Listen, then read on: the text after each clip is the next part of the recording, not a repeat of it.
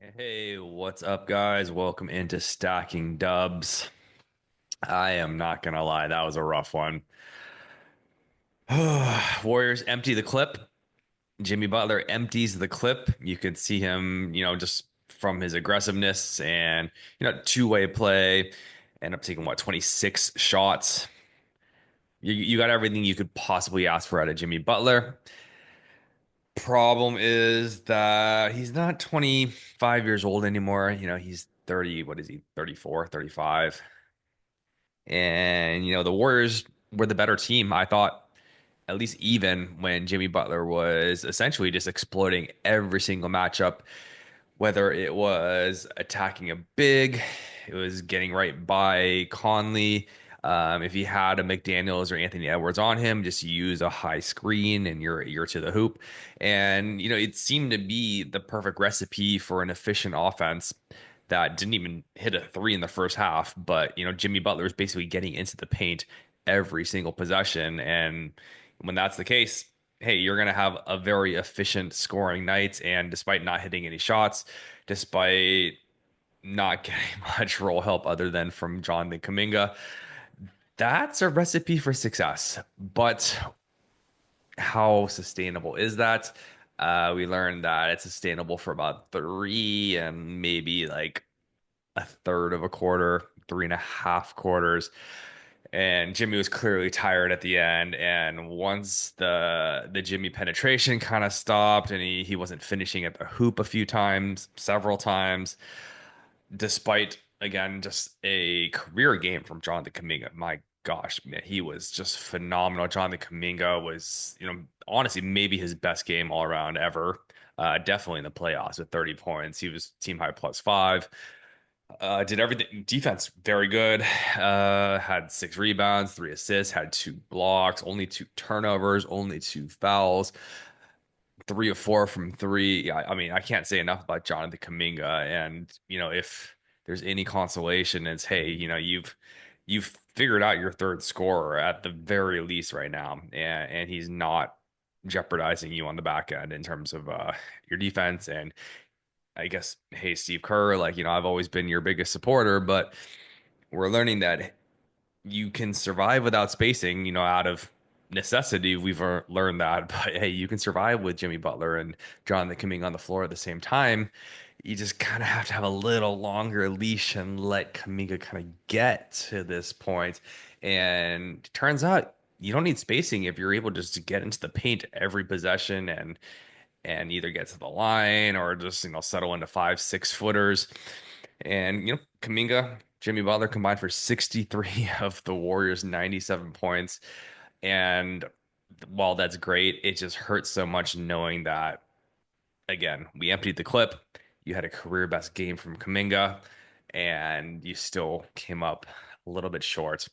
And if I have to point to one thing, I hate to blame the refs, and I rarely do. And they weren't even that bad in this, but the bad calls, in my opinion, or at least the borderline calls, which all seem to end up falling into Minnesota's favor, was all the Draymond Green plays. Three of the replays, three of the challenges, instant replays, end up going against Draymond Green. Well, one I guess could have been replayed that Kurt ended up not reviewing or challenging when he gets kind of caught up with Rudy Gobert. I mean, no foul there. If anything, it's hard to overturn it, but if you're looking at it in live speed, like I would call that on Gobert. But you're not going to overturn the fact that they called it on Draymond Green because he kind of initiates it. Then there is the other challenge where Draymond is, I mean, it's a soft foul, but you replay it, and honestly, it's such minimal contact, and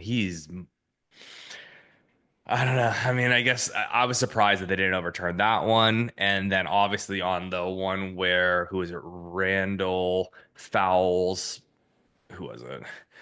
Kuminga. It might have been Kuminga. And then you get Draymond on just like the smallest, just little grab of the jersey. And, it's not even on your radar that Draymond isn't even in the play there. You're hoping, hey, this, Randall was moving and there's contact and Kuminga's going to the line. It didn't even cross my mind that Draymond Green was going to get an offensive foul there, his fifth. and then he fouls out on that minimal contact. So, oh man, I mean that's where the game really changed because anytime Draymond was off the court, Timberwolves seemingly were able to just kind of attack. Anthony Edwards is able to get going, and once he starts getting confident attacking the hoop, there's no Draymond Green on the backside there. And without Draymond Green, the rim protection is minor. And they did a fantastic job on Anthony Edwards, like they've done in the first half of each of these games, it just seems like the defense gets a little fatigued, gets a little worn. It's kind of like a defensive line when they're being stalwarts for the first two and a half, 3 quarters of a game, but the offense just kind of keeps handing it to call it their Derrick Henry or just their bruising tailback for 20, 25 carries, and then that defense starts to fatigue, starts to soften just a bit, and all of a sudden now Anthony Edwards is getting downhill. He's getting to the hoop. Even when he's missing or anyone else is missing, they're getting to the line, and it felt like the defense just again, it just kind of fatigued out. It was playing with force for so long. It seemed like we had the Wolves on their heels. And then again, it gets to the fourth quarter where you're up 4 points heading into the fourth. You know that your Jimmy Butler, your horse, is sucking it up and going to give you everything you can, and you just can't quite get it done in that fourth quarter defensively. Wolves score 33 points in the fourth, and end up winning by 5. And oh, it's just frustrating because there were so many points that were just left on the board. A lot of missed, just kind of inside 3 feet. A lot of unforced turnovers, especially in that first half. They only finished with 14, and the second half was much better. But that first half, there was just maybe 6 or 7 just terribly unforced turnovers, which led to the Wolves scoring. I think what was it, like 17 points off turnovers, and that was kind of the difference. And then obviously the Warriors, while they didn't need to shoot threes, it's hard to win games if you're not making any threes. And they went into the half up by 2, come out and actually make 10 second half threes. And ironically, that then they lose the second half despite shooting well from three. And it's frustrating. This is one of the toughest losses. I mean, this is the toughest loss today, just knowing that you're going to get a fatigued Jimmy Butler in game 4. I mean, he played 43 really hard minutes, and you saw how tired he was at the end. I have a hard time believing that he's going to be fresher next game. The Warriors, Steve Kerr, Jimmy Butler said, hey, we know we're going for it this game. This is the one that we have to get the home crowd. Again, career game by Jonathan Kuminga, and you just can't quite get enough support from everyone else offensively, especially in this to get you over the hump. And again, honestly, I thought the Warriors were the better team for the majority of this game, and it's just the inability of the role players to create offense. Right, Draymond Green 2 points. Buddy Hield, he got going. Like he actually made 4 threes in that second half, and you got 14 points from Buddy Hield and 5 assists. So it's like Buddy Hield wasn't the problem and actually played really good defense. It's Pajemski going 1 for 10 and missing what 4 or 5 shots within like 6 or 7 feet. And you appreciate him staying aggressive. You appreciate his 8 rebounds, and he's playing hard. And Pajemski does everything well. And if it was one thing I point out at Pajemski, it's just inconsistent scoring when he is hitting his outside shot and finishing at the hoop and just confident. And we saw it, heading in towards that playoff run where Pajemski was maybe our second best player for a spurt of a couple weeks. The Warriors are really hard to beat, and it's just I don't know what it is. It's just like a sliver less confidence. It's just the touch just isn't quite there. For whatever reason, the shots aren't falling. And, he had several rim in and out and missed several open shots. And again, if you go even 4 for 10 instead of 1 for 10, that's another 6, 7, 8 points right there. And that's the difference in the game. It's, you know, Gary Payton, who isn't giving you anything on offense all of a sudden. And his shot looked just all broken today. You can just tell every time he just with the kind of catch and shoot, it was rushed. He was kind of just catching it high and just trying to, it was just it just didn't look like his normal shot. Where the times he shoots well is when he's catching, has plenty of time. He looks down, checks his feet, and I feel like every time he's able to look down and shoot, he makes it. But in 26 minutes, you go 1 for 4 with 2 points, just essentially zero offensive impact. Where else can you turn?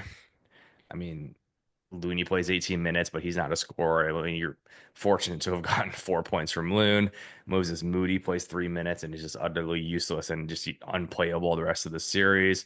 And there's just not enough points to be found, despite how fantastic I thought the Warriors defense played for again 3.5 quarters. You can't expect them. It's like the Niners defense, right? That defensive line when it was at its best, in the heyday in the last couple years or a couple years ago, you're getting after the quarterback, you're thwarting the run, you're just getting pressure every play, and then the fourth quarter hits, and all of a sudden, you're not able to get that pressure on Patrick Mahomes or insert mobile quarterback.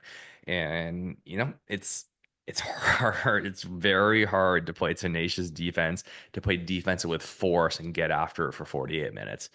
The fact that they were able to do it for 36 to 40 minutes was impressive. And it's just, again, it's the offense is the problem. And man, I miss Steph Curry. It's tough. I mean, Warriors scored 97 points on offense, so I guess I don't have too much to complain about considering that Steph Curry wasn't there. And Jimmy Butler, again, did a great job getting the Warriors into good shots and more or less good possessions, the ones that they didn't throw away with bad turnovers. But again, it's just they seem to run out of gas at the end. They showed their age. Minnesota showed their youth, and they were the better team down the stretch in this. And it was just really tough again to see because this was the game that the Warriors had to get. Game 4 is going to be really, really tough. I mean, you're going to get, a desperate Warriors team who essentially it's a must win, knowing that, hey, you lose, you're down 3-1 going back to Minnesota. And I mean, what Sharnia said, I can't say his last name. What he said is it's looking like game 6 at the earliest for Steph. So I think you have to go get this next game. And if you don't, then you have to go get one in Minnesota, which is even harder. So, I mean, that's best case scenario. And then you're chasing 2 games with Steph. That all being said, man, guys, I do have to say, like the Warriors, they're playing tough and they're playing well, and these teams are pretty evenly matched. And it really does feel like the difference is Steph Curry. For the most part, I mean, we've seen how many quarters without Steph now, like 10 and a half quarters. And Minnesota was the better team last game. But honestly, for those 10 and a half quarters, I would say the Warriors were as good, if not better, for 5 or 6 of those quarters. And you just have to think, obviously, if you have Steph Curry, the offense is just a completely different look.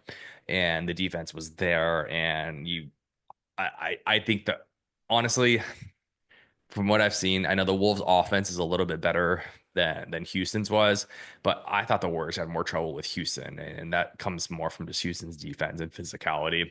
I thought Houston was better than Minnesota, outside of Anthony Edwards' outburst, which we had under wraps for the most part. And you're going to have to find ways in that second half to either blitz Anthony Edwards. You got to do something different in the second half to slow Anthony Edwards down because his shot was broken for a while. He was missing a bunch of free throws, couldn't hit anything from the outside. And then he starts getting to the hoop and, sore ankle and all. It just seemed like he was pretty unstoppable. And then all of a sudden the shot starts falling. And now what are you going to do? And then you throw in the fact that Julius Randle he was, he had a triple double. He was great in this one. Offensively, I thought he was inefficient, especially when Draymond could have done a better job. Draymond, honestly, I think Julius Randle going against Draymond Green, he's going to be up 35-40% field goal percentage. And I love that matchup.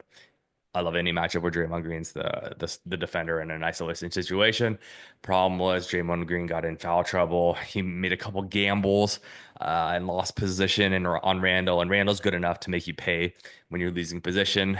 And Randall had a lot of second chance points. And yeah, I mean, I have to tip my hat. He played well. But that being said, I guess my point is that when the Warriors offense was set, when the defense was set, and Draymond Green was in the game, I thought that the Warriors were the better team in the half court, and really making things tough on Randall, making things tough on Edwards, and the Wolves.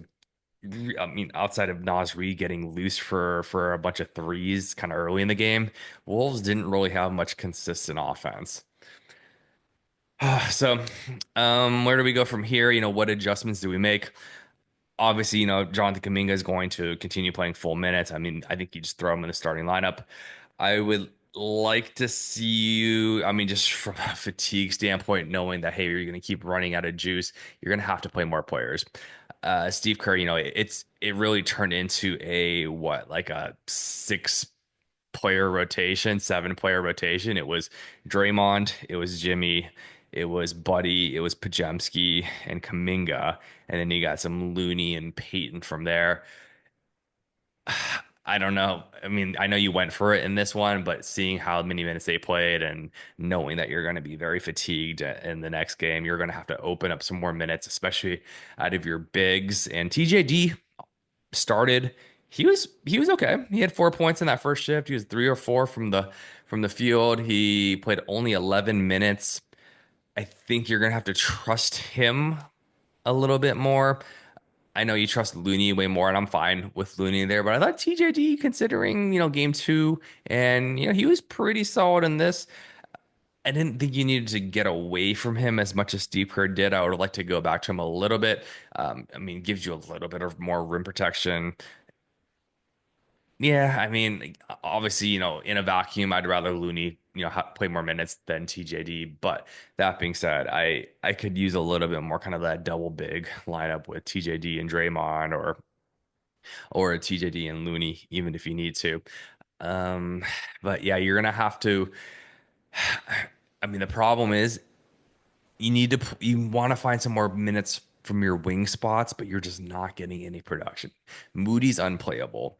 Key Santos, you could try Guy Santos again, but it's been kind of rough. He hasn't been hitting his shots, but at least it gives you some energy and can buy some, solid quality minutes. I think you'll see some Guy Santos next game. Um, I don't know, Quinton Post. It's hard to really say, hey, he needs to play more. I mean, you might see some Kevin Knox minutes. I'm not opposed to some Kevin Knox, or if the offense is sputtering. I know Pat Spencer struggled last game, but you gotta find something else to eat 10 minutes. You can't have Jimmy Butler being your only playmaker for literally 40 minutes of this game. You have to find another engine, because you just saw what happened. The engine just can only take you so far at 35 years old. So whether you play Pat Spencer, Guy Santos, you just gotta find some sort of energy and create turnovers, which Minnesota's proven that they are prone to some turnovers. They're they're they can be sped up. And I thought the stretch late second quarter where the Warriors were basically pushing tempo, whether what was it? Whether it was Draymond Green or Jimmy or Kuminga, or Pajemski does a good job of it. One of my favorite things about Pajemski is that he'll push tempo in kind of transition. That's when the Warriors were really, getting after in that 13-1 run to end the second quarter. It's, hey, like, we're not efficient enough in the half court, and we can work the ball around and try to get into the paint and get a good look, and try to find the highest, most efficient look we can get. But you know what?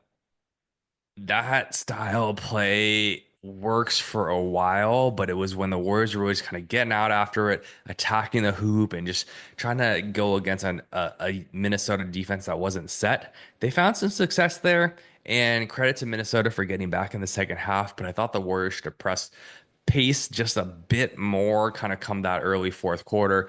Just get out, run, like, let Kuminga just go to work, even if you're just playing kind of like 3-on-3 or even 3-on-4. Like, hey, like, you know, Gobert's not set back yet. Like, Nas Reed isn't back yet. He's in foul trouble. Let's just attack, because they've proven that despite being smaller, Warriors have been at their best when they're getting in the paint. And best way to do that is kind of getting out in transition and working through it. All right, it's tough to talk about game four. I'm not ready for it yet, but it's a must win, and I guess we're gonna have to leave it at that. Where, again, Steph Curry, assume he's not back till game six, you have to win one of these next two games just to stay alive. So Steph has a chance to play and give you a chance to extend your season. And it's frustrating because you like the Thunder are down 2-1 and Boston's down 2-1 and the Cavs are down 2-1 and you feel like you're as good as this Minnesota team, and with Steph Curry healthy, you're better than this Minnesota team and probably up 2-1 at this point, if not better. And things are looking up and hey, it's like, well, we can play against Denver in the next round and that's, you can say, hey, we might think we match up okay with Denver, and then you're looking at like Indiana or the Knicks at this point. If you're just kind of looking at series scores, but it's just tough to be down your best player in the playoffs and knowing that your offense is struggling for shot creation. All right, it's time to go to bed, guys. Thanks for tuning in. Hang tough, guys, and let's just hope that the Warriors can come out and honestly, it's going to take some good 3-point shooting in the next game. You're going to have to get loose. And you're just going to have to find ways to shoot well and hope that your role players, one of them, can give you a hot performance. Because without it, I just don't see a way that the Warriors are going to get around Minnesota this next game or next two games and give ourselves a chance. All right. I'm hurting, guys. I'm hurting, but I still believe and we'll bounce back and let's get ready for Monday. All right. Until next time, thank you guys so far. I'm nearing my goal on subscribers, so please hit like, subscribe. Let's keep it rolling. If you appreciate it, please share this. Until next time, I have been Christian. Peace, love, and stacking dubs.